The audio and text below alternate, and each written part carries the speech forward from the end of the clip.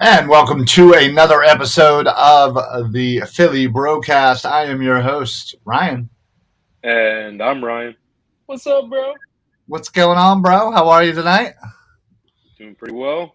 Can't complain. How about yourself? Doing fantastic. It is another wonderful Tuesday evening. We're talking Philly sports here. And we're obviously going to start a little bit with the Birds, as obviously their season is just around the corner. They just finished up a victory at Cleveland against the Browns, 21-20, in their second preseason game. And obviously, there's a lot to talk about. No starters really were in the game, but there's a lot of people that are trying to make the roster. And there were a few people that really definitely helped themselves, and there were other few people that really shined and kind of showed a lot of promise for the future. And of course, I'm specifically talking about Cam Jurgens, who has been uber impressive in his two games so far. And it's this second round pick is really starting to make I think Eagles fans feel a lot better about the eventuality of Jason Kelsey no longer being on this team at some point. Yeah, it's a nice security blanket to see somebody young come in and perform so well. Looks good for Howie as he's been trounced and trashed for his picks in the past, and just glad to see that this one works out. But I mean, the way that he's got downfield vision for blocking, the way he's picking up, incoming defenders, and his footwork and hands, everything's looking really great for a young player like him. And that's like I said, it's like a blanket, a warm blanket at night when you're trying to go to sleep. That's how that feels. It's secure. It's a little bit of security. That's what it feels like. Maybe I'm an insecure Eagles fan, so I need somebody there behind Kelsey that's going to be just as good. Yeah, well, it's something to be said about having any position where you can have elite play, um, you know, for basically decades, with players coming in and out. I think I use the example all the time of how the Green Bay Packers basically had Brett Favre and they went right into Aaron Rodgers, and they've had so many years of amazing quarterback play, and we're hoping that is something that the Eagles can do at the center position with Jason Kelsey moving into Cam Jurgens whenever Kelsey decides to hang it up. So now, Yeah, obviously, you know, hopefully it's not an exact Brett Favre, Aaron Rodgers, because Brett Favre waited way too long to stick true, around in Green Bay, true. and that probably took away 2 years of Aaron Rodgers being able to win them another Super Bowl. Easily. They also hated each other, Yeah, allegedly. So it seems like the Kelsey Jurgens relationship is pretty good comparatively. can And anyone hate Jason Kelsey? no, yeah, I was going to say, how can you hate Jason Kelsey? But yeah, no, even just again looking at the limited time he's had so far in these preseason games, and obviously what we've been hearing through training camp is, man, he is very similar to Jason Kelsey.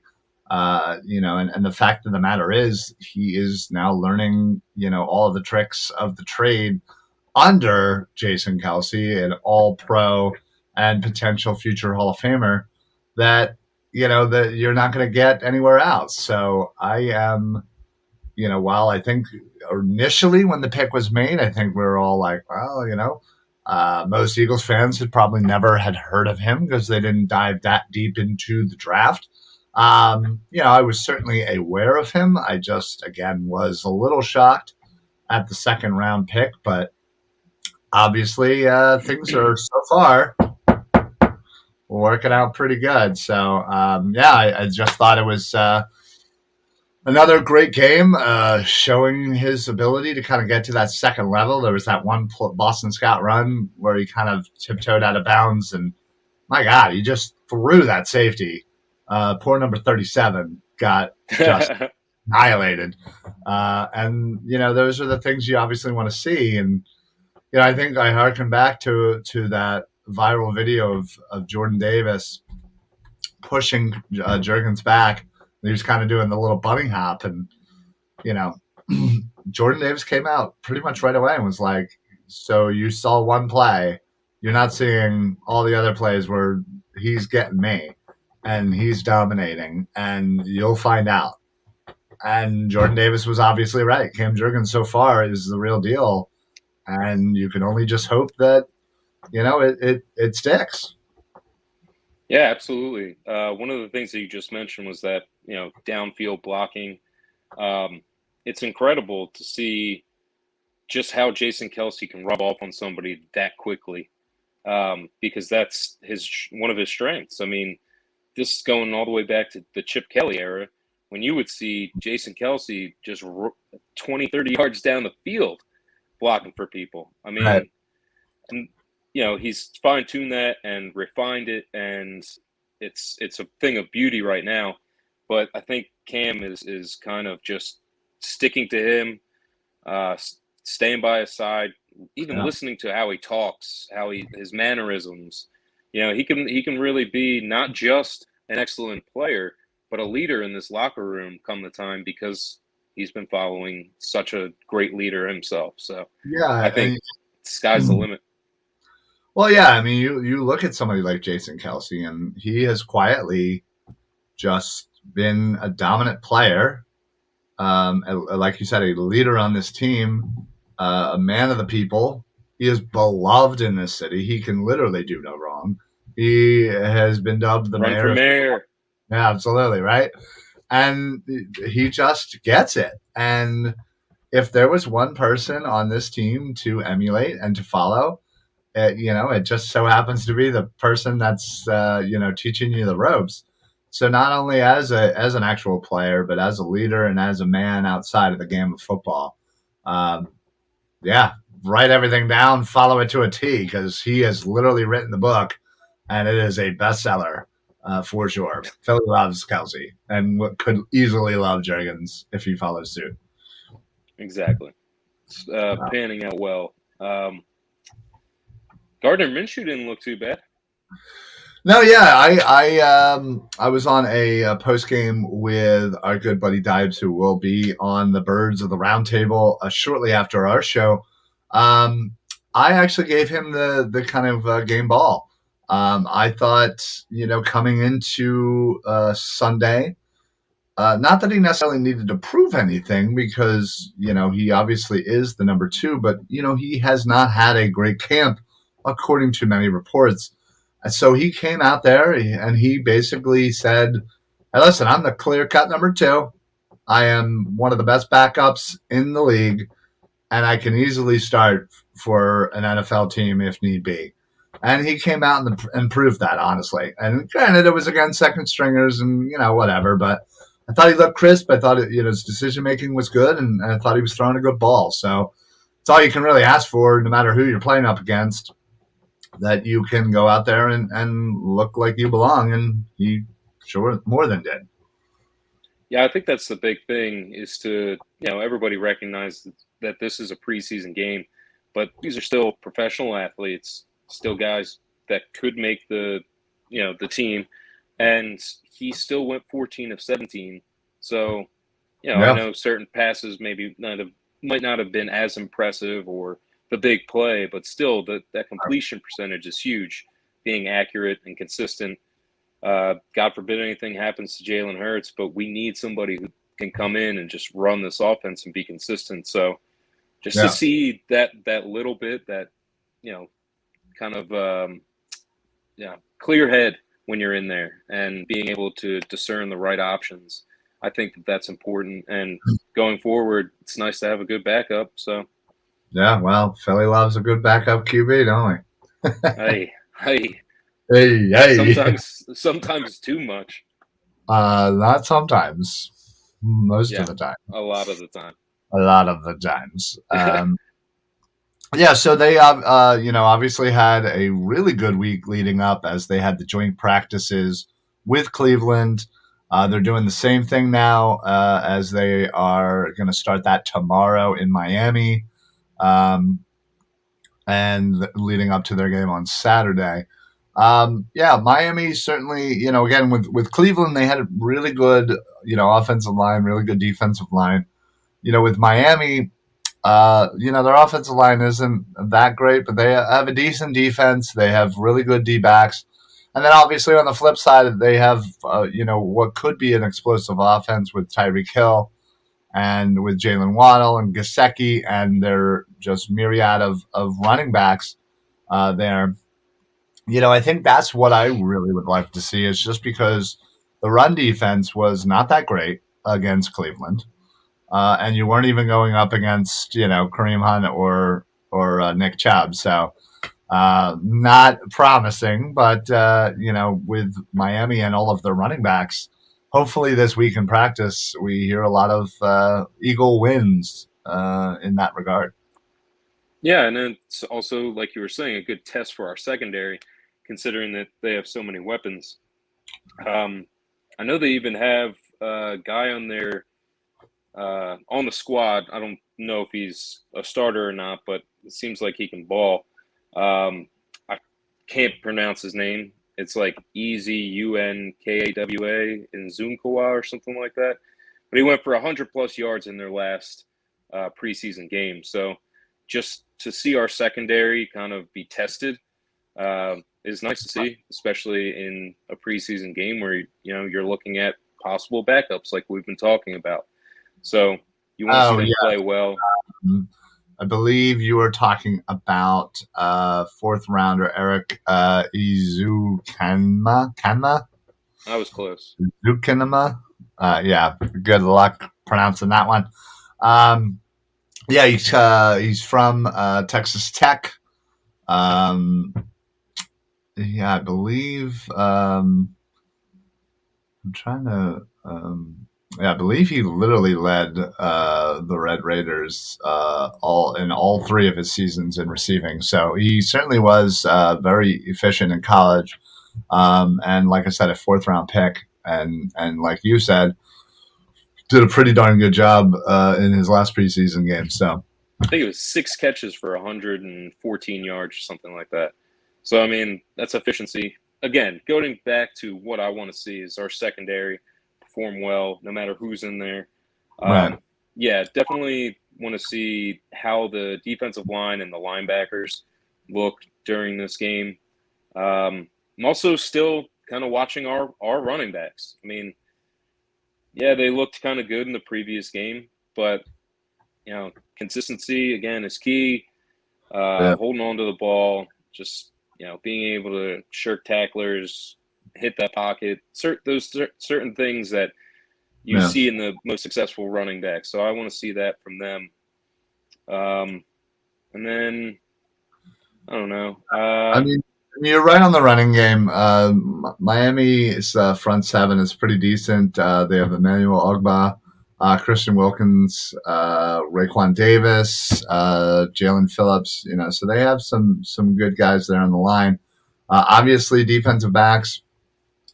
Last week, AJ Brown and Devontae Smith seemed to just dominate what was again a pretty decent defensive backfield for Cleveland. And coming to Miami, obviously, you have Xavier Howard, you have Brandon Jones, Javon Holland is a really good safety. Byron Jones, although I want to say he's on the PUP list. Pretty sure he's on the PUP list. So they definitely Eric Rowe is there, who's pretty decent for slot or dime corner. So. Yeah, it should be, again, another good test, which I think we've all seen over the last couple, or the last year and this year, that these joint practices are going to mean a little bit more than your vanilla preseason game. You're not going to see a lot of different, stuff in the preseason game, but you're going to obviously work on these things against another team in those joint practices. So it seemed like Sirianni put a lot more stock into the joint practices than the preseason game when making kind of decisions with Howie on the roster. So while, a dude like Deon Cain, who had a great game on Sunday, I believe he had 5 catches for 66 yards. Was really catching the ball at the top point of the route, and yeah, I thought he did a lot to help his status. I think this week in joint practice will be more telling on his ability to make this roster rather than what he ends up potentially doing in the Miami preseason game. Yeah, I mean that was a big name. I know a lot of people that were watching the game had were texting me, and during that point, I had already fallen asleep. So, to be completely honest, Wow. but watching the highlights, seeing him make some of those catches, it was impressive. So, again, I think we've talked about this before, but having too many good wide receivers is a good problem to have. So, I mean, let's hope they all look great, and right. we have tough decisions to make. Well, yeah, I mean, if you think about this wide receiver, position for the Eagles, I don't know if I can remember a 1 through 4 that has been this good. I mean, we had some really slim years there, and that's no offense, or I'm not targeting Todd Pinkston with the slim comment. I mean, you have A.J. Brown, you have Devontae Smith, you have Quez Watkins, you have Pascal, who I think is going to be the best number 4 out there. You have Rager, who obviously has some ability. Will he be on the roster? Will he be traded? Who knows? And then if he is there, that 6th spot, if they do keep 6, we'll be up for grabs between Deon Cain, Devin Allen, Britton Covey. Guys that are trying to help out in other ways, a la the return game. So we'll see what the Eagles end up doing. They just got down to 80. They have until next week to drop it down closer to the 53. So we still have a decent amount of time, and then obviously we have the week off in between the last preseason game and the regular season.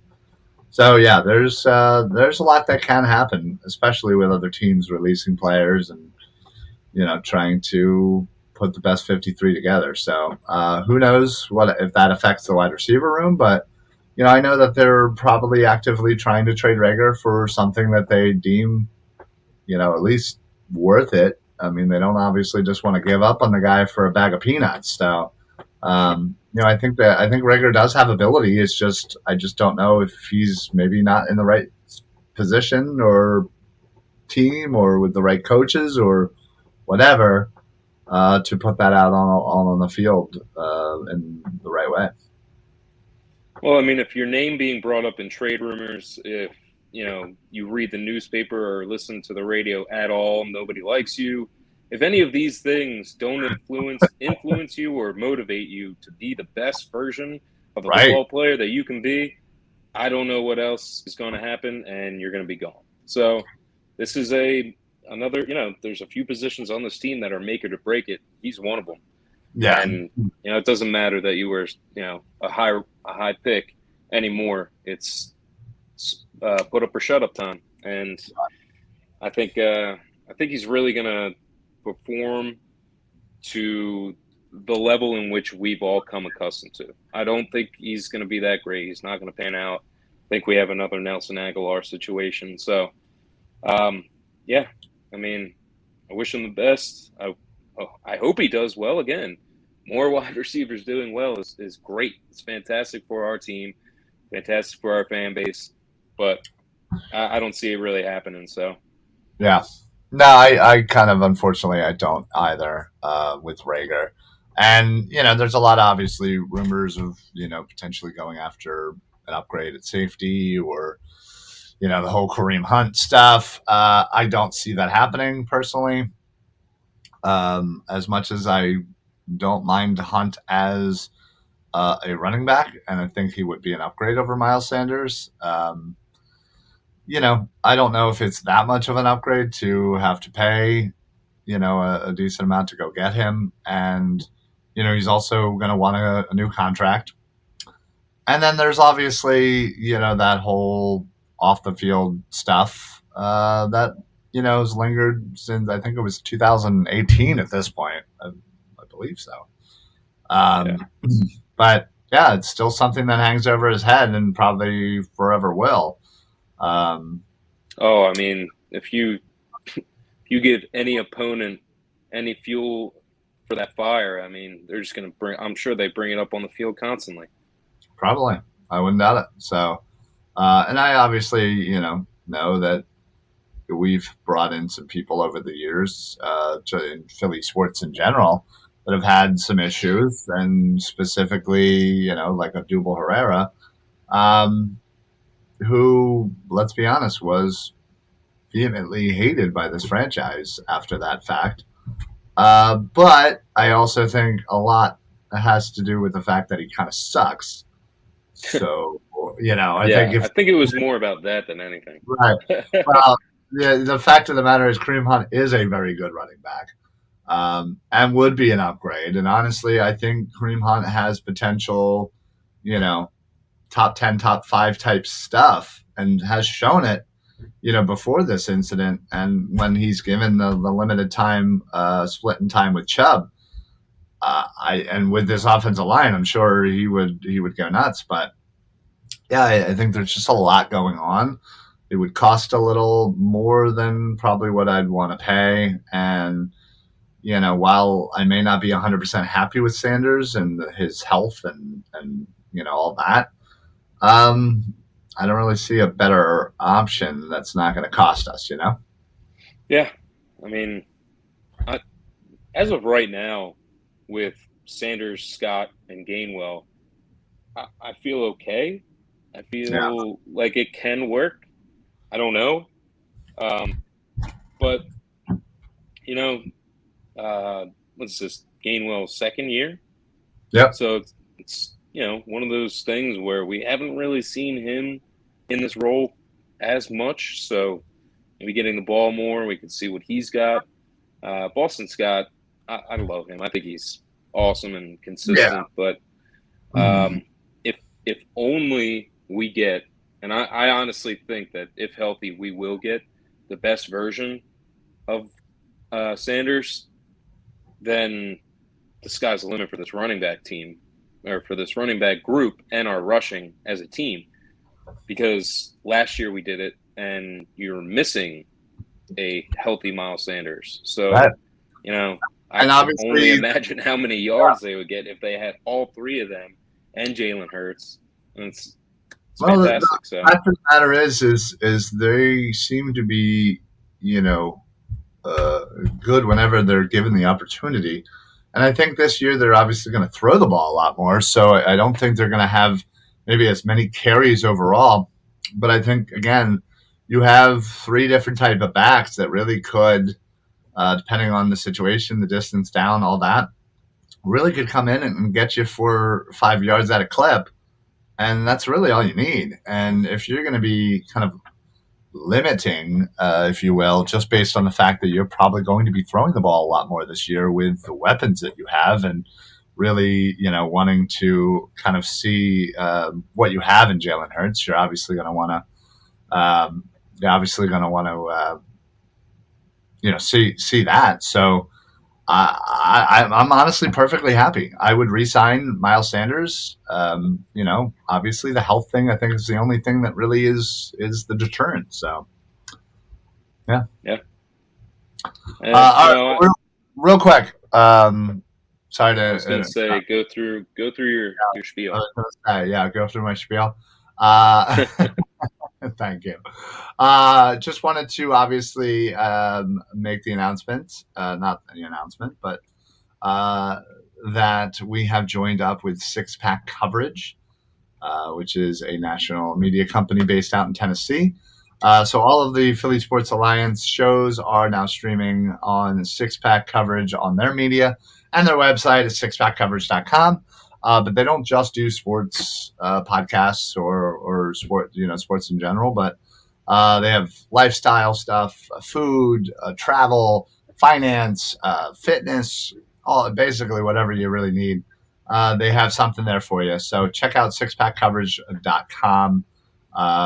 And not only are the Philly Sports Alliance shows down there, but our brothers over at CEB are also down at Six Pack with us. So we are doing a little Philly takeover down in Tennessee. Yeah, so we're super happy to be there. I will also mention head on over to la-terrain.com, the official sponsor of the Philly Sports Alliance, for all of your watch needs. Not only do they have amazing watches at really, really good pricing, they have sunglasses and accessories and stuff for the ladies. So check them out, la-terrain.com. Use code PSA for site-wide discounts. And that way they know that we sent you. Yeah, that's all I'll do for right now. But let's switch it off. Don't painted But, lines. I mean, if you want, I'll do the whole thing. Just I figure feel like shout out to the painted lines. I feel like I'm talking for like an hour doing all this, and It's been like two minutes, maybe. It probably hasn't even been. Yeah, shout out definitely to the Painted Lions. We absolutely love those guys. We decided to partner up with them. We stream on their YouTube. They stream on our Facebook. So all of the Painted Lion shows are on our Facebook. So if you want to check all that out, make sure that you like, follow, and share our Facebook. Put on your automatic notifications. That way when we go live, you know not only when we're going live, but also the TPL as well. But if you haven't also visited their site, thepaintedlines.com, they got articles, they got other shows, not just sports. They do a lot of, like Marvel stuff and movie, they do like movie fantasy drafts. I think it's awesome. I don't understand. I tried to follow along one time and I was like, oh, well, I would select this movie. And it wasn't even selected in the whole draft. And that was my first round pick. So clearly I don't get it, but I love the idea. So yeah, definitely check them out, the Painted Lines. And then I guess I'll just finish up with the last but not least, the most exciting thing that we have going on right now, and that is we are working with Philly Sports Trips. If you've never heard of them, get out from under the rock. They handle every single away Eagles game, away Phillies games. They do trips everywhere for all Philly, sport type stuff. PhillySportsTrips.com. We are going down September 25th, third game of the year, down to DC to welcome Carson back to the NFC East. We're taking a bus, a nice charter bus, by the way. Not just one, but probably like 30 buses. We're probably going to be well over 1,000 Eagles fans going down with Philly Sports Trips. But Philly Sports Alliance, we have our own bus. We have our own bus. I got mad stuff planned for that bus trip down. So if you want to join us, it's $325. You get free parking down at the stadiums. You get round trip charter bus down to DC. You have an all you can eat, all you can drink tailgate with a DJ. They got games. There's people from 97.5 The Fanatic. There's former Eagles like Hollis Thomas. There's other Philly sports media people dudes from Fourth and John, the Philly sports guy, Jamie, plenty more. Then, we got lower level seat tickets. We're all going to be grouped together. We're all going to be loud. We're all going to be insane. They fortified the barrier, so nobody's falling over this year. You have to come with us. All you got to do is go to PhillySportsTrips.com, click trips, click DC bus trip, and fill out all your information. And when they ask you how you found out, let them know Philly Sports Alliance led you there. That way you get on our bus. And we got crazy stuff going on. I can't wait for this bus trip. It's going to be the best bus ride down. And then we're just going to tailgate our asses off. And then we're going to go in the stadium. And then we're going to cheer our asses off. And we're going to boo Carson. Or if you don't want to, whatever. Or just at least boo the Commanders. The Commanders, yeah. Yeah, I was going to say, I had to stop myself. But you absolutely have to come with us. It's going to be so much fun. $325, you get all of that. Plus, I think you get a shirt, too. Who doesn't love a shirt, right? If that don't know. sold you, the shirt had to sell you. But yeah, so join us for that. We're super excited. If you guys ever need any information on it, if you have a question about it, whatever, come ask me. Let me know. Got a question? I will personally ask Vince, who runs things over there. He's one of the nicest dudes. He's awesome. He just had a baby. Congratulations to Vince. We're going to get him on one of our Philly Sports Alliance shows one of these days for him to get us all hyped up for this trip. September 25th, week 3 at the Commanders, phillysportstrips.com. All right, so let's switch on over to the Phillies. Yeah. Because we have some things to talk about. Bryce Harper is coming back, hopefully in a week or so.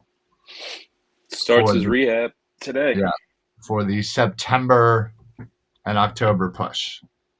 Cannot wait for that. Obviously, Bohm and Stott are playing amazing. The daycare kid. Castellanos has a 12-game hitting streak. Kind of an ugly hitting streak, but still, nonetheless, he's starting to play a lot better. He had a freaking bomb the other day. Real Muto is playing amazing.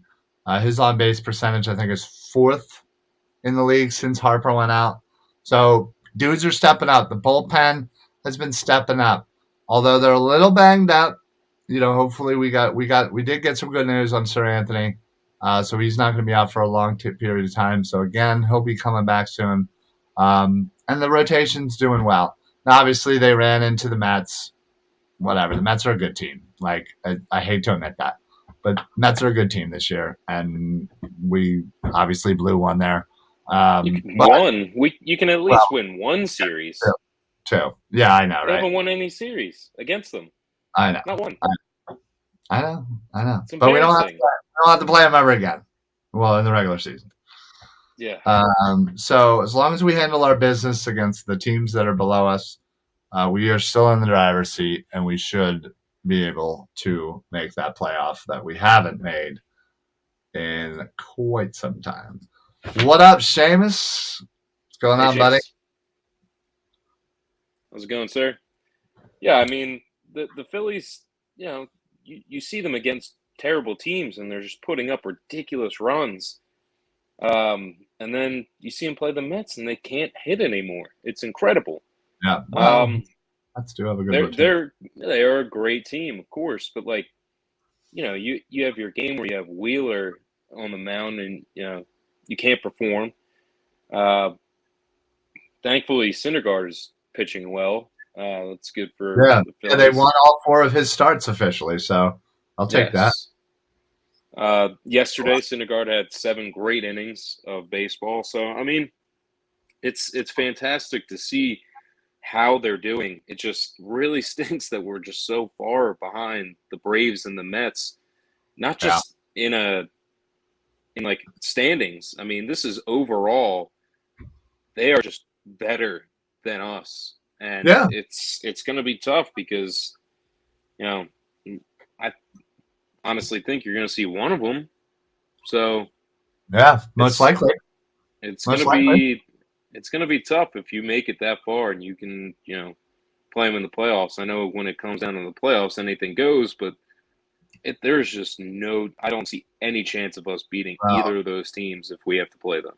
If this makes you feel better, back in 1983, the Phillies went, I believe, 1-12 against the Dodgers that year. Faced them in the playoffs. Beat them on the way to the World Series. So that's nice. That's nice. There you go. I mean, granted, you have to go back freaking as 40 one years. Team. We're terrible against 2 teams. Both those teams are really, really good. And I mean, even with Bryce back, that'll help. That'll just be a shot of adrenaline, I'm hoping, in September. And I'm not hating. I know the Phillies are going to make their push. They're going to do well in this, the last stretch of the season. It's just against these two teams, I just don't see it really happening. And, you're going to see one of the two eventually. So it's just really tough. I don't know. I'm kind of in like that. Man, Oh, are we you could have been. you frustrated? You Yes, very frustrated. I mean, frustrated. you swept the Pirates. You went one of two. You swept the Nationals. You beat the Marlins, which is good. Yeah, thank And then you God. just and then you just lose 6 games to the Mets. Or I'm sorry, 5 games to the Mets. Yeah, 5. And yeah, I mean, it's disgusting. You go 2-5 in 7 games. And the Reds, I feel like we're just gonna crush the Reds and then just keep moving in this direction where it's gonna get us wins, but I feel like they're just going to keep that distance the entire time. So Well, I have really good feelings for the Phillies, but I don't see them making it too far in the playoffs if they keep playing like this. well, yeah. I mean, it's not great. We're what 8 back behind the Braves, 11 from the Mets. The Braves are really starting to close in on the Mets there. Um, yeah, I mean, and just looking at our schedule though, it's favorable. It's we just said we don't have to play the Mets ever again. Woo! That's Um, nice. yeah, I mean that's one team that's clearly had us, and it's something that you know we don't have to worry about for the rest of the time. Now, obviously, we got the Reds, we got the Pirates. What is a three game series against the Pirates, right?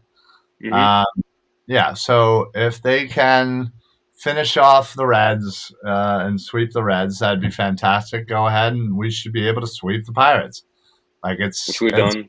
right, which we have done. We then go against the Diamondbacks. Now, granted, it's in Arizona, but still, the Diamondbacks are not a good baseball team. We should be No. able to at least take 2, if not 3.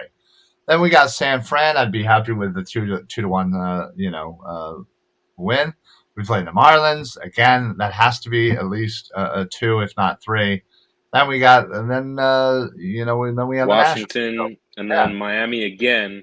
right. So And like we're then you got playing a big stretch against the only Atlanta. team that we play in that stretch that I just mentioned that we're is quasi around 500 is the Giants, Yeah. and they haven't been playing good ball lately. So we absolutely need to get series wins. Not just 2-1s. We need some sweeps here, and I still think they could win 90 games. It's going to be tough now at this point, but I still believe that they have that ability. And, again, we don't play a decent team until we play Atlanta in what, September 16th? September 16th. But this is the Yeah. type of thing that I'm talking about. You can beat all these teams. We'll see how they do against San Fran. Right. I have no worries about most of these teams. The 6 games in, 9 days or whatever that is against Miami is going to be interesting Yeah. because it's Miami. But, you know, going Yeah. into that Atlanta series, if you go into that and you're even close, and then you get into a 7 game series, with a 2 game break against Atlanta and you go 2-5 again, I feel like there goes all the work you just did to get I mean, there, especially if Atlanta's even close to us. yeah. I mean, I hear you. I mean, you have those 9 games, 3 Miami, 3 Washington, 3 Miami. You have to come out with 7 wins on that one easily. Easily. 6 or 7, yes. I'm saying 7. I'm not saying 6. I'm saying 7. Okay. I want at least one sweep in there, yeah, I want 7 because you're going into Miami, and if you could use that momentum, especially if you get 2 out of 3 in San Fran before those 9 games, going into Atlanta, you got 2, which they always seem to play Toronto tough. So that you got 3 in Atlanta, you got 2 Toronto, and then you got 4 Atlanta. Again, those 9 games you're going to need, that is where you're going to need 6. That's where you're going to need 6. And if they can do that, well, Yeah. then they probably have a playoff spot locked in at that point. Yeah. I mean, I haven't looked at Atlanta's schedule, but I would love to see how it's going to look for them simply because they're going to be the closest. I mean, I don't think the Mets have been good all year. So they've had injuries, they have ups and downs, everything like that, but they're just going to stay good. I just have a feeling about that. Mets fans would probably disagree with me because of history, but go ahead. This just in, breaking news. Bryce Harper has home runned in his first at bat in his rehab assignment. Yes. Woo! There you go, Fantastic. baby. Fantastic. Love that stuff. That is Love good it. to hear. Always good to So, hear. I mean, for the most part, the rest of Atlanta's schedule doesn't look What up, Peggy? too bad themselves, although they have to play. They have all NL East opponents for the last like eighth of their schedule? It's insane. From the September 16th to October 5th, they play only NL East teams. So that's going to be interesting for them. Prior to that, I mean, Colorado, St. Louis, they're playing Pittsburgh now. So, all right, real quick before we get on out of here, I just wanted to say thank God the KD trade rumors are now being put to bed as he's officially going back to the Nets. They're not trading him. Thank God. That's never going to happen. Well, you're right, but thank God we don't have to hear about it, is what I'm mostly excited about that. Obviously, Sixers are a little ways before they start their season, but I'm glad they're running it back. They got a good bench now. Hopefully, that is enough to get them into the Eastern Conference Finals, into the finals, and win themselves a championship. Because we don't know how many years left we have a prime Embiid, Well, they can't exit in round 2. If they do that again, my God, blow everything up. And that'd be like 17 straight years of second round exits. I'm exaggerating, but all right, folks. Well, that's it for us tonight. We are going to be right back on the Philly Sports Alliance for the Birds of the Round Table with our boys over at the TPL. I believe Dibes and Shane are joining Ryan and Ryan here. So check that out. We're going live right at about 8 o'clock talking about birds. Also, just want to mention Philly Sports Alliance. We got a pretty busy September. Starting September 11th, we are celebrating Eric, who hosts many shows, but mostly the Football Smack Talk show with me on Mondays. It is going to be the first game of the year against the Lions is his actual 500th game watched in a row. He literally went back and, calculated everything, and he has not missed a game 500 straight times, whether being in attendance or watching it, on TV. So I thought that was pretty cool. So we're going to celebrate that. We're going to do a little pregame show from 11:30 to 12:30 live at the Italian American Club, the IAC in Wayne, PA. So we'll be there. Obviously, Eric will be there. Sean from the Bald Eagle podcast will be there. The Bald Eagle himself. So 4 of us are going to talk a little birds, a little preseason action. Let you maybe do one last, schedule wins and losses, and do a little preview of the Lions game. But if you're around, please come on out. Support the show, support Philly Sports Alliance. But not only that, have a few beers with us, watch the Birds game, eat some good food. Beepity boppity boop over the Italian American Club. Have to do it. Sorry. As an Irishman, it's in my blood. I must. Yeah. No, I gotcha. So that's September 11th, first Eagles game against Detroit. Starting at 11:30, we're going to be going live. Italian American Club in Wayne, PA. Then the next week, our boy Seamus was in here earlier. September the 17th, Seamus has helped set up through the Philadelphia Underdogs Facebook group. We are going to be live in Pittman, New Jersey for the Pittman Craft Fair, right outside of Lenny and Susie's sports memorabilia shop.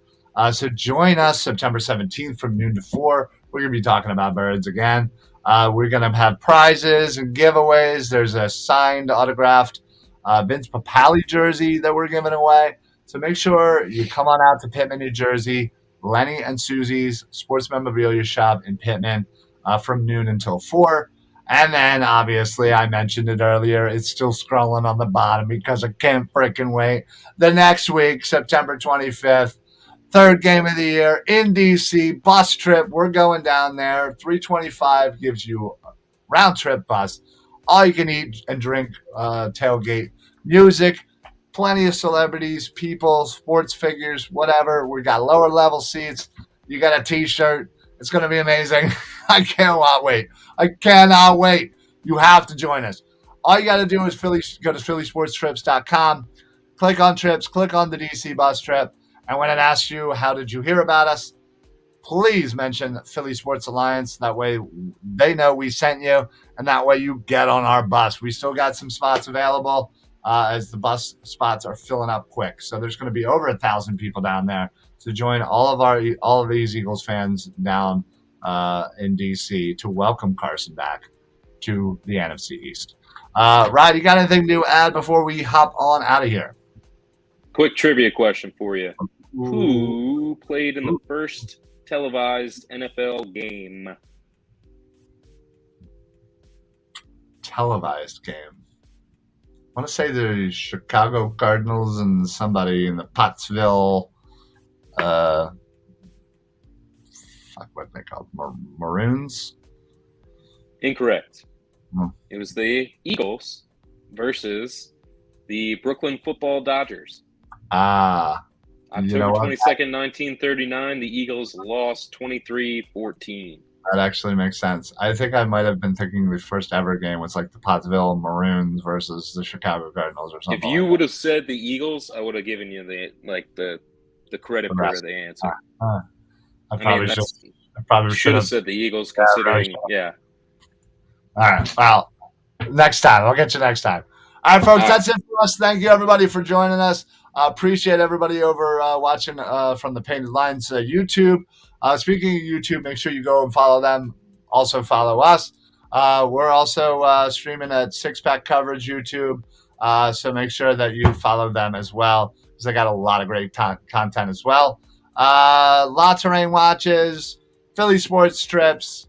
That's all we got. We will see you guys next week. Go Birds. Go Phils. Go Birds. Peace, bros. Let 'em, bro. All right, everybody. Have a great night. Go Birds.